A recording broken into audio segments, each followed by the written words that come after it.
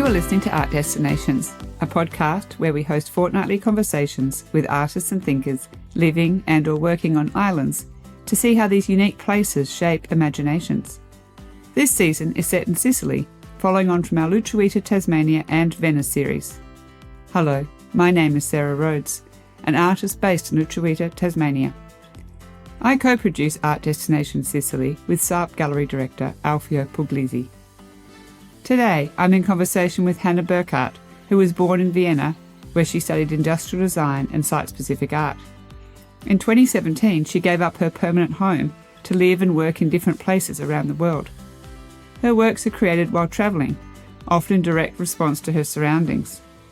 Through daily rituals like walking, sleeping and living, she develops photographs, drawings and texts, as well as installations, sculptures and site interventions. We'll share some of Hanna's work on our Instagram page at artdestinations.podcast. If you're enjoying the show, subscribe to Art Destinations on your podcast app so you don't miss an episode.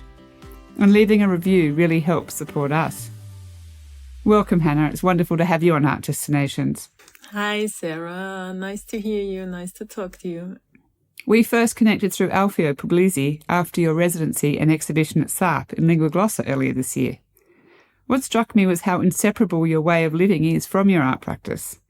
You're moving from place to place, responding to your surroundings, and just allowing intuition to guide not just the work, but where you go next. How do you feel about being described as an itinerant artist? I would say it describes my practice in a very good way, since I'm traveling for more than 10 years now. Traveling means that I'm at one point creating my works on site, so I'm doing site-specific works, but it also means that the journey to those places are already a work itself. So first comes the journey and then comes the site-specific work. And I would say, like, traveling for me is like a painter, for example, would need a studio to paint, and I do need different spaces and surroundings to create my work. I would say maybe it's the love to travel, and the love for different landscapes and architecture, cultures and people. That's why I need to travel. It's like, and that somehow explains this practice. So it's not the studio and the linen or the canvas, but it's more the surrounding, the outside, and how I deal with it. Yeah. So when did you start working like this? So first I studied industrial design, and then during this study I realized that I like to spend more time outside, but also create works that are open for different people. I mean, which everyone could use, kind of. So I studied landscape design beside, and while studying landscape design, I figured out if I really want to understand the landscape, I need to walk through it. And then after walking through landscapes, I figured out if I really want to understand a specific space, I need to stay overnight, because I'm curious about this subconscious level while staying overnight. And then, as a next step, I realized when I want to get as much input from a surrounding as possible, I want to stay as long as possible. So that's why I decided to live at the places I'm working with. Okay, so was there an event or a moment that made you think of working like this? Because were you living in Vienna at that time? Actually, I mean, the moment when I decided to give up my apartment was on a very important journey in 2015. On this journey, I realized that I'm the person I want to be when I'm traveling, because when I'm traveling, I'm more open, I'm more humble, I'm spontaneous, I'm grateful. I also have this trust in the world and in everything that happens, that it works out. So when I'm traveling, I don't know, it brings me to the right places at the right time. And this feeling was somehow the motivation to work and live in that way. It was this feeling I had that really, brought me to make this decision to give up my permanent home. But that's a really big decision. I mean, we all love traveling. I feel an affinity with your experience. I feel a sense of freedom. But I wouldn't be brave enough to come home and pack up my home and just, be free, I suppose. Was it just, just having that feeling that you were your best self when you were traveling, or was there kind of what gave you the courage to do that? I would also say that I analyzed at that time what was my capital. And when I was 25 at that time, and I realized, okay, right now I don't have a job, I don't have a partner, I don't have any children, I don't own anything. And looking at all of these aspects of my life, I could see it like very dramatic and negative as well. It's like nothing is here. It's like, what am I doing? I don't have anything. But I saw it as something positive, and I was like, how could I use this potential of not belonging to anything specific right now? This was like a very strong moment for me to realize, there lies a lot of potential in not owning anything and not being in this fixed situation right now. And I thought I need to do it now. Otherwise later, everything changes so quick that somehow I could, get pregnant easily, whatever. So my whole life concept would look differently. But at that time I was like, that's the capital I have right now. So I need to do it now. Oh, that's very inspiring. So, you've been doing this for 10 years now. So it's quite a lovely moment to be reflecting back. How do you think you've changed over this time? I got more calm, and I realized that it's very important to take care of myself, because traveling could be very exhausting. And back then, many times I overstepped my own borders, and then I got like sick or depressive or whatever. And by time you realize that it's really, the importance of your own body and your own mind, you need to take care first. Otherwise, nothing else is possible. Yeah. So that's the main thing that changed during the years, to take myself more serious in a good way. And do you go back to your home city and reconnect regularly? Or do you have a rhythm or a way of sort of checking in? Good question. Somehow I always end up here again in Vienna, but many times without the intention to do so. But sometimes it's because of family reasons, or there might be an exhibition I take part of, or like any other possibilities. So somehow I'm still connected with the city, and I go back and forth. Yes. But in a very irregular way. Sometimes it's for a long time that I don't come back, and then very short time often. Okay. And then did your childhood prepare you for this, like for this way of working? I mean, did you have a sort of experiences when you were a child of moving around? What influenced me the most was when I was 9 years old and my parents separated, and I've done many moves with my mother. And in every new place, she gave me the freedom to create my rooms however I wanted, which I really loved. And I was also happy to express myself in that way, in that age also. I think this was kind of a very special time for me to get the awareness of this skill to create spaces. And sometimes the apartments we moved in were like completely falling apart, or like not really nice places. And then in a very short time, we created like a wonderful situation. So I really learned that through her or with her, she gave me the space to experience those skills, I could say. But then on the other hand, I remember that I also started painting at a very early age, like with 5 years old. And I spent a lot of time in a big studio of my mother's friend. And to be in an atelier or something is another environment I really love. So I love big spaces or like spaces with special atmosphere. And this is, I would say, another reason why I started traveling, because it's much more easier to get an interesting empty space for a short term than for a long period. So that's also how I was living in the last years. It was not in random apartments, but it was in spaces which were empty or not for use at that time. So I could stay there for 1 month, 2 months, 3 months, and then move on to the next place.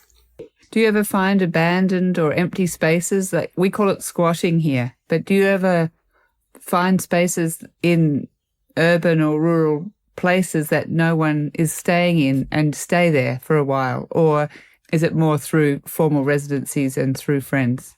No, it is by finding them myself, or I have to say the first 2.5 years I was working together with my partner at that time, Philipp Furtenbach. We also did those moves together, and we were looking for the spaces, but we always talked with the owners about our concept of work and living. And to live at a certain place for me means also to take care about the place. It's about taking responsibility about the place. So this exchange about places as a living space, it was always, it wasn't like an exchange, not for money, but for like taking care for a space. And instead we got given those incredible places.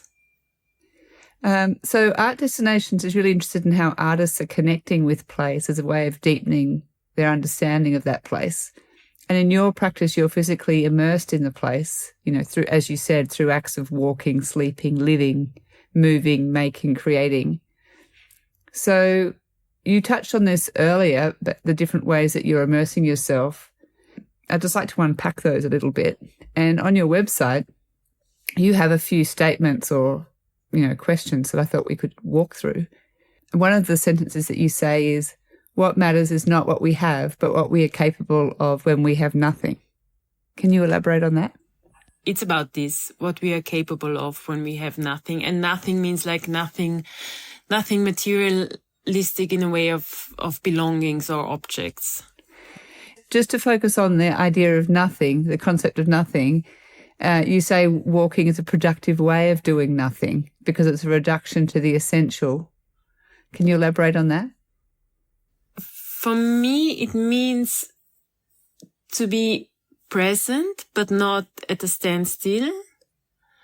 It means to move and transform while not craving for anything specific. It's about this walking as a meditation, when you're not walk to get anywhere specific, but to be on this journey. Yeah, to be in this presence. And then you're talking about before the belongings are superfluous. They kind of become a little bit meaningless, but they can also become a heavy burden for you if you're carrying things around. When we're traveling in short times, we keep tickets and we buy souvenirs and mementos. Are you doing that? Or, what do belongings mean to you? And are you picking things up as you go? Or do you just, keep them in your mind? So I rarely take souvenirs or anything, but what I figured out is that mostly I take stones with me. And I was questioning why it is so, but for me, a stone is kind of the essence of a place. It's like this material that is compressed over such a long time. I mean, apart from volcanic stone, but like in general. So it's, I think probably it's because the essence of a place, and also because it gives me this heaviness, or not this heaviness, but this grounding. It has this grounding aspect to me. this like, staying at the place, being at the place, sitting on a stone, lying on a stone. I really love this material. You were saying before that sleeping is one of the ways that you get to know a place. And you were saying it's a way of sort of getting intimate with the place. Well, you could elaborate on that, but also I'm interested in how places are experienced differently at different times of the day and night. For me, sleeping is very similar to traveling, is because you don't really know what's happening while you're sleeping. And the other thing is that I really like the idea to perceive a place on this subconscious level, not just on the conscious one, but while sleeping.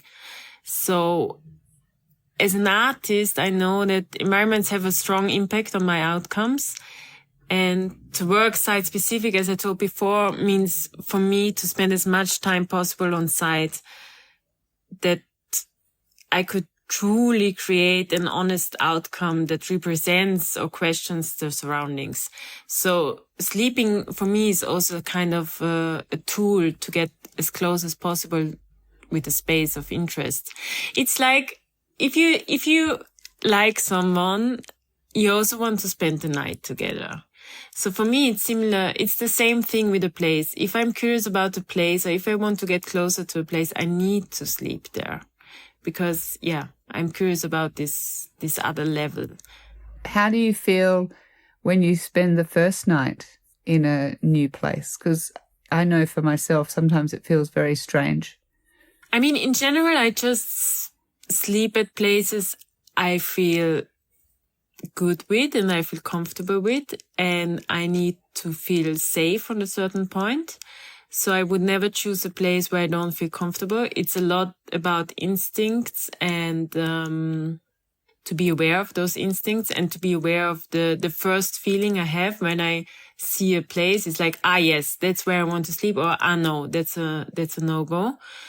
And after that, it's about making myself comfortable as possible. And then most of the times it's easy to sleep there. I mean, for sure, you never know what's happening through the night, but this could also happen in your own bed. It's like, you never know. Okay. And so are you always sleeping under a roof or are you sleeping outside? So if I sleep outside, I prefer to sleep without roof. So I don't carry a tent with me, which sometimes I wonder why. But, I sleep outside because I want to have this exchange with the stars and the surroundings, the trees and nature in general. Or like, I want to have this exchange. I want to be part of this cosmic space. That's why I sleep outside. Yeah. Well, just on a practical level, like if you don't have a car and you're wanting to sleep outside, are you sleeping in a park or are you sort of catching the bus and stopping somewhere, or like how are you finding these places? I have a car. It's a convertible and it's not really possible to sleep inside. So I also chose the convertible to have a car where I could not sleep inside. So when I'm going by car, I find these places by driving around or walking around. And when I don't have the car, it's by walking around. Okay. What type of convertible do you have? I love this image. It's a BMW from the 90s. It's now 30 years old and it's Boston green. And right now the roof is broken, so I'm just able to drive open and sleep outside. So, yeah. I love that. What a great image. And actually, I chose the convertible because when traveling, when going from place A to place B, I prefer to take the small roads and not the highway.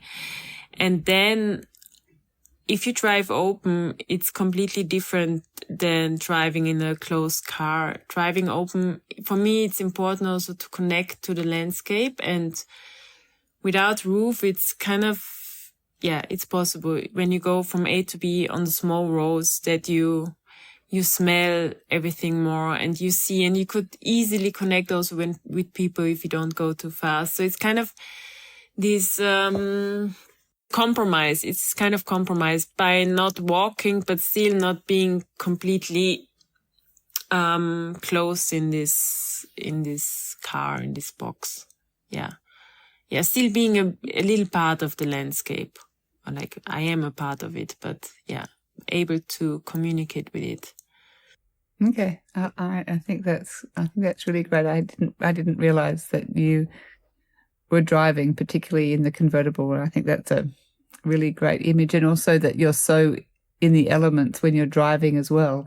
Most people are using the vehicle as a container to protect themselves from the elements, but you're not doing that. So I think that's really interesting.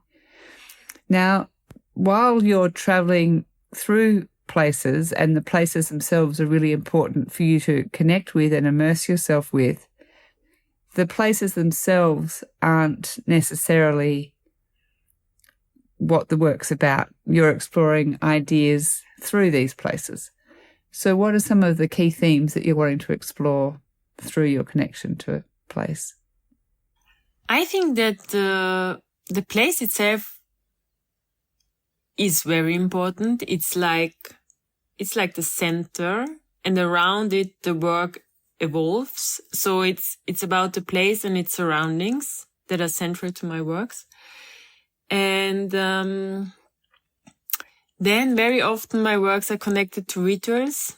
Like I said before, like walking, or also cleaning, talking, sleeping, being together, or like being on your own.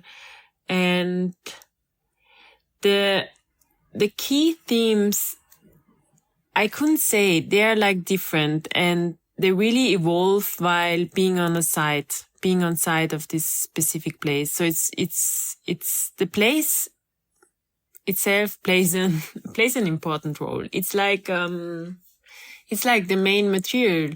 It is like kind of the main material. But do you have similar themes that are threading through all of your works, or are they always different themes? Or is it the process that's the thing that's coming through rather than the...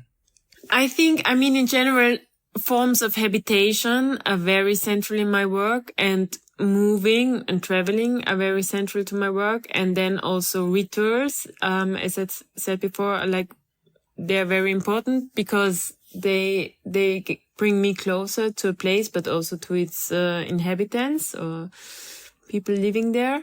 But those are like very central topics which, play a big role in my work. But then it's this dialogue with the place itself. And I couldn't say before what comes up then. It's different from place to place. So how are you deciding where you go? So you might go and do your residency at SAP, for example, and then how would you decide where you would go next? I ask myself the same question, but then I'm always end up with that it's similar to any other idea we get. It pops up, and we don't really know where it comes from.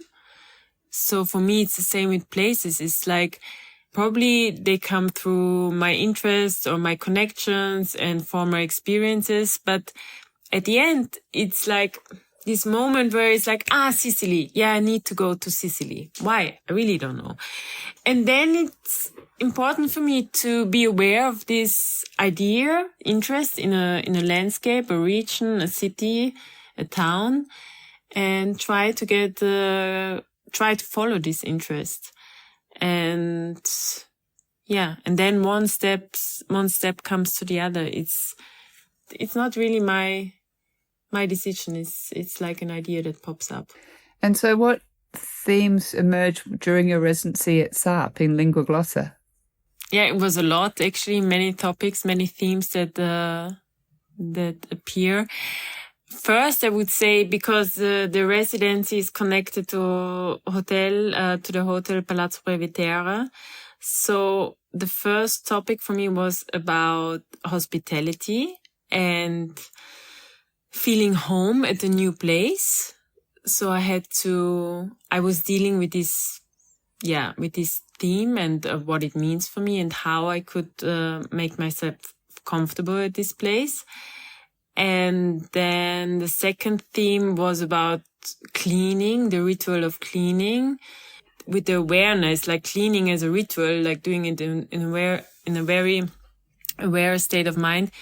You know every corner, and you know how the floor, if it's like flat or uneven, or you get to know the place very well. So the second theme was cleaning, and then to widen the space a bit. And I was looking around Lingua Glossa, and I saw all this cardboard on the streets, and I really liked the cardboard to work with it, but not just because it's cardboard, but also questioning the production of waste and how we deal with waste. And in Northern Europe or Central Europe, Austria, where I'm from, you rarely see the waste we are creating. But in Sicily, and especially Lingua Glossa, it was like a material very visible to me. And I like the idea to give this waste like a different value, and to talk about it, and to look at it, and to transform it also. And this was another important theme for me.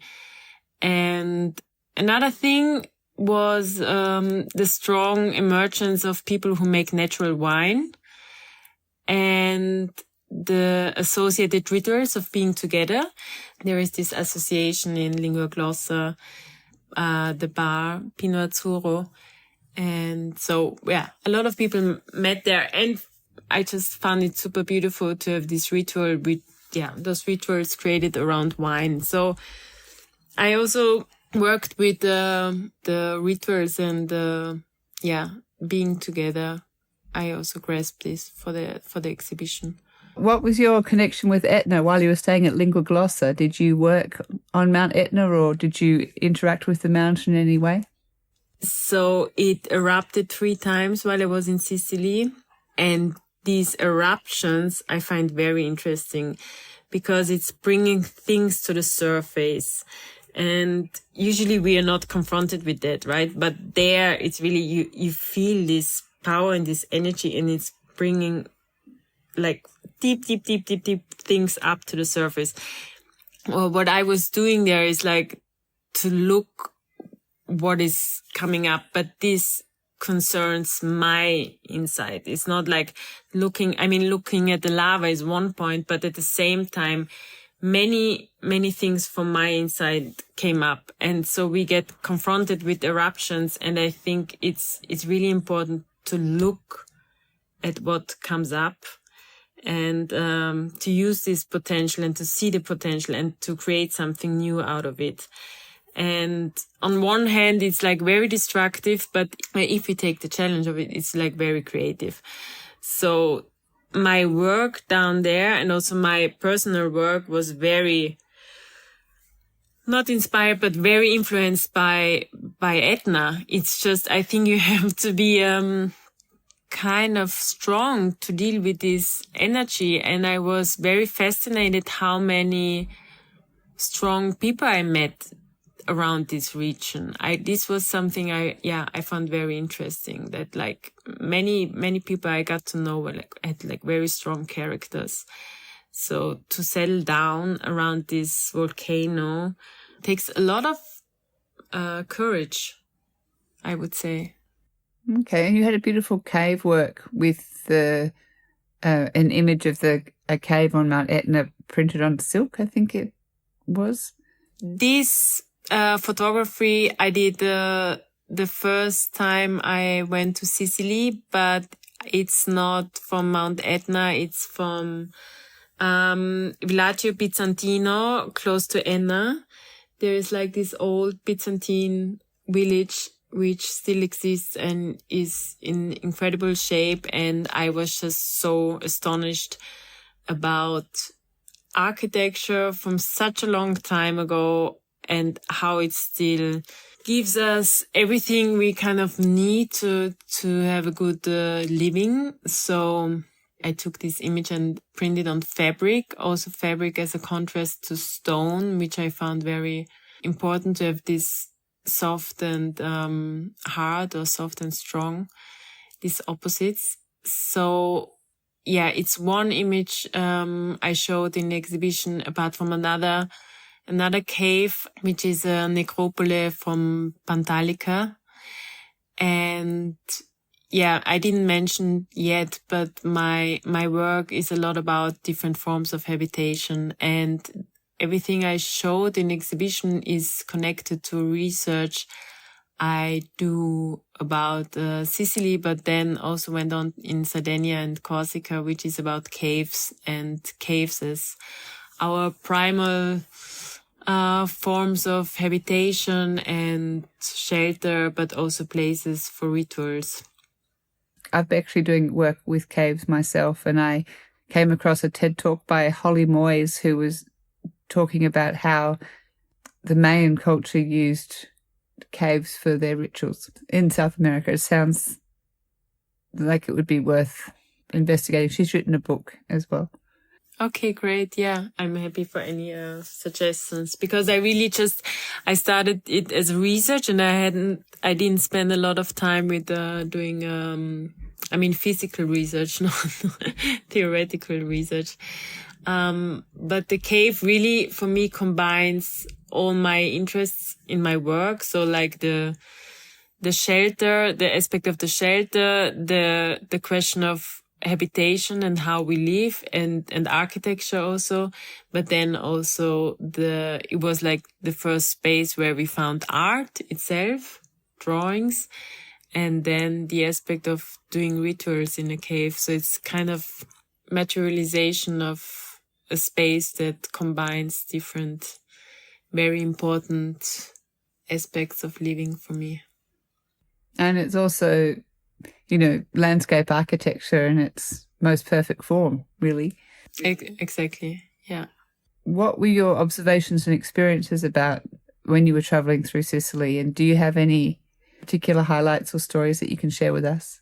It's so many that I find it a bit difficult right now to mention one specific, but so I did like 2 long journeys, on long but intense journeys. And I actually went, now when I was there, from Palermo to Crateri, to the first caves, and then on to Lingua Glossa and to Etna, and the villages around Etna, and then to Catania and Siracusa, and then to Pantalica, where you have this incredible necropole. It's called Necropole di Pantalica, which I found super impressive. And then to Noto and Ispica, where you also find some amazing caves, and this Villaggio Pizzantino around Enna, and Kusunaki, where you find Grotta Mangiabane, and then to San Vito Lo Capo, where I slept in a cave. So it's kind of a lot of different impressions and different experiences. Maybe one thing that I remembered very well, when after Palermo, I went to Crateri, I don't know how to pronounce it right. And there are like a couple of caves, and I wanted to stay overnight in one of those caves, but then heard some dogs yawning and realized, okay, there might already someone live in. So I was walking up the mountain, and I decided to sleep on a kind of plateau where I could look over the sea, and it was a very peaceful place, and I felt very comfortable until 5 o'clock in the morning, when I heard the sheeps coming by and the bells of the sheeps. So I woke up and I saw all the sheeps passing by me, and then I saw the dog very close to me. And I wanted to stay safe and kind of get rid of the dog. And then suddenly behind me, there was the shepherd standing, and he was like shouting at me and wanted me to go away. And it was a pity that I couldn't speak Italian, because I was very curious to talk with him. And it was kind of in that moment, I was really afraid, because I couldn't tell what what he's able to do. He looked older and like kind of rough and was like very aggressive. And it was 5 o'clock in the morning and I really didn't know what to do. So, and I would have loved to talk with him because actually I realized he was the guy living in this cave and I was really curious to get to know more about him, but it was like kind of difficult in this moment. And I just kindly asked him to come down and give me some time to pack my stuff and then I will go. And then he left and then after a while he came back again and he asked me for an Argentino, for a lighter. And I gave him a light and then he was sitting very close to me and smoking the cigarette. And then I was like wondering again, what's happening now? So it was like this uncertainty that I couldn't tell what is happening. And I don't know if what he's able to do or what his intention was. So this was kind of a very intense moment and kind of non-verbal exchange I had with this shepherd living in the cave. And so at the end, after his cigarette, he was very kind and soft and he was like, yeah, dorme, sleep, he told me. He was like, he was fine with me staying there. But I would have wished that I was able to speak Italian because I was really curious to talk with this man who lives with his dog in this cave above or like below me. Yeah. I don't know how many countries still have shepherds working in that way. I think more than we think, but I wasn't aware that they exist in Sicily and also so close to the coast. It's, this village is not very far away from socialization. So it's nothing I expected. So this was like kind of a surprise, also a situation where I really got afraid, but then at the same time where I had this beautiful moment of exchange, non-verbal exchange with a complete stranger. Well, my first thought was that you would have been pretty happy to see the shepherd after seeing those dogs, because I've met a Maremma, the Italian shepherd dogs, and especially the ones that live in the wild with their job to look after the sheep. They're very scary. Exactly. They were scary. So that's why I thought I was looking for a stone or something that I have kind of something in my hand in case he would come closer. But then there was the shepherd standing above behind me with his stick. And then I got super scared because he was really, very aggressive and like, wow. I was going to ask you one more question. We don't necessarily need to talk about it, but I was just going to ask you how your studies of landscape design and industrial design have influenced your practice, because through this episode mainly, but also through the Venice season, there have been quite a few artists working or with these disciplines. And I think that's pretty interesting, but not surprising when you're working with place and also site-specific work. But I was just wondering how it specifically might influence you. To answer this question, I want to say that before industrial design, I studied textile design. And then after industrial design and landscape design, I also studied site-specific art. And my father and my brother are both architects. So they're like there is this layer of architecture, of design, of landscape, of textiles. And all of these disciplines are visible in the way I'm working right now. So it's because my love for architecture, I'm moving around from one space to another. And because textiles are like the first house we had somehow, is the first layer, is the first shelter. It's like a very nomadic material. And so that's why I I use it a lot. I always travel with blankets and carpets and bed sheets. So like the textile is a very important element in my work as well. But industrial design, for example, gave me the understanding to work with a variety of materials. So I learned to work with wood and ceramics and metal, which is very useful when I do site-specific works and dealing with specific materials I could find on site. And then landscape design somehow taught me how to interact with the surrounding or with a bigger surrounding. So it's all of those influences which you could find again in my practice and in my works. That's a really beautiful way to end, I think, Hanna. I really think that it's quite beautiful to sort of see the interweaving and also to imagine these beautiful textiles maybe on the back seat of your convertible. I really like that image.